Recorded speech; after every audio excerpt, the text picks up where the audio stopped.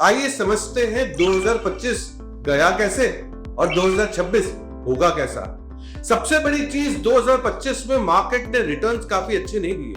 Nifty की बात करें तो 10% का ही सिर्फ रिटर्न बना है 2025 में। निफ्टी मिड कैप 150 की बात करूं तो सिर्फ 5% का रिटर्न बना है। अरे आप स्मॉल कैप की तो बात ही मत करिए। Small cap has given return only is been negative by 8%, whereas it is away 12% from all time high। इस सिचुएशन में ऐसा कहा जाता है कि लार्ज कैप ने बहुत बड़ा टाइम करेक्शन दिया है। In fact mid cap and small caps ने तो डीप डाउन करेक्शन भी दिखाया है। पर आंसर है ये सभी चीजों का क्यों, कैसे, क्या पॉजिटिव्स रहे, क्या नेगेटिव्स रहे मार्केट के।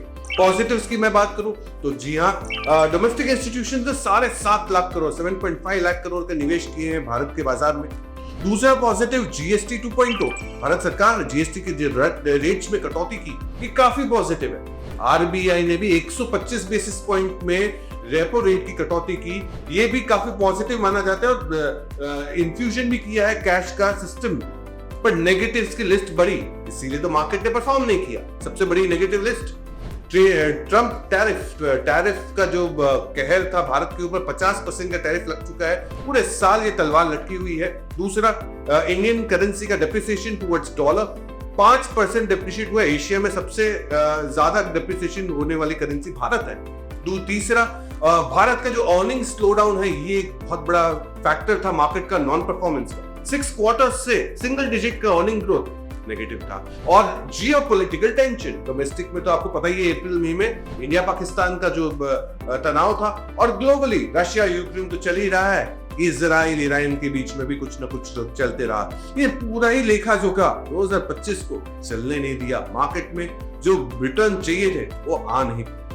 2025 तो मजा नहीं आया। 2026 कैसा रह सकता है ये देखते हैं। हमारे हिसाब से 2026 में अब मार्केट में एक पॉजिटिविटी का दौर रह सकता है। 2026 हमें लगता है नहीं, निफ्टी के टारगेट्स 29,000 यानी 29,000 के 1 ईयर फॉरवर्ड के हिसाब से देखते हैं। हमें लगता है निफ्टी एक पॉजिटिविटी टोन में रह सकते हैं। बट सबसे बड़े 5 कारण क्यों पॉजिटिव रहेगा। सबसे पहला कारण है स्ट्रॉन्ग अर्निंग्स, 12 to 14% के अर्निंग के ग्रोथ की हमें उम्मीद है। दूसरा, डोमेस्टिक इंस्टीट्यूशंस ने जैसे पिछले साल में फंड फ्लो डाला, अगर इस साल में भी आ जाए तो काम बन जाए।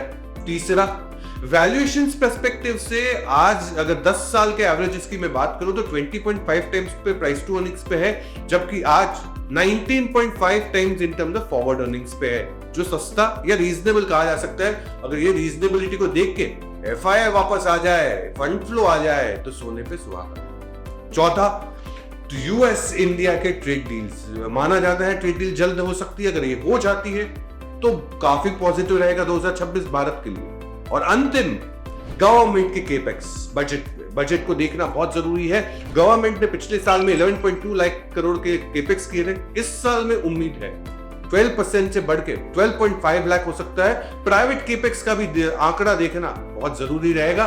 ये 5 पॉइंट इतने स्ट्रॉन्ग है जो कहीं ना कहीं उम्मीद से भरे हैं। मुझे लगता है 2026 एक पॉजिटिव टोन में जाने की उम्मीद है। बट थोड़ा सा रुकिए। इक्विटी इन्वेस्टमेंट अपने रिस्क के साथ आता है और 2026 में कुछ रिस्क फैक्टर्स भी हमें समझने चाहिए। अर्निंग्स की जैसी उम्मीद है वैसा अगर नहीं आ पाया तो रिस्क है। दूसरा, प्राइवेट केपेक्स, जो उम्मीद हम कर रहे हैं अगर वो नहीं हो पाया और मार्केट जो उम्मीद कर रही है वो नहीं हो पाया, रिस्क है। और तीसरा है जियोपॉलिटिकल टेंशन, और भी कहीं ना कहीं कुछ अगर जियोपॉलिटिकल टेंशंस हो गए तो इक्विटी इन्वेस्टमेंट्स, चाहे वो डोमेस्टिक हो या इंटरनेशनल, रिस्क फैक्टर्स रहते हैं।